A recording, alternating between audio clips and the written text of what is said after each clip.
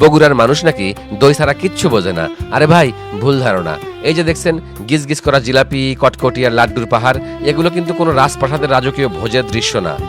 বগুড়ার ঐতিহ্যবাহী শাহফাতে আলী ব্রিজের পশ্চিম পাশে এলেই দেখতে পাবেন এই মিষ্টির দোকানগুলো।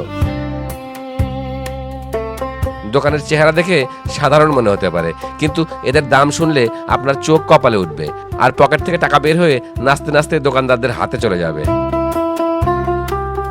যেখানে বাজারের সাধারণ মিষ্টির দাম শুনলে পকেটে টান পড়ে, সেখানে এই অমৃত স্বাদ মানে মতিচুর লাড্ডু, মুসমুসে কটকটি আর রসে টইটুম্বুর জিলাপি নাকি বিক্রি হচ্ছে মাত্র 120 থেকে 140 টাকা কেজিতে।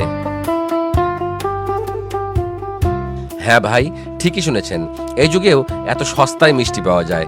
তাই ডায়েটের গোষ্ঠী কিলাইয়া বগুড়া এলে শাহফাতে আলী ব্রিজের পশ্চিম পাড়ে এসে একবার হলো এই সস্তার ওস্তাদ মিষ্টিগুলো ট্রাই করে যাবেন।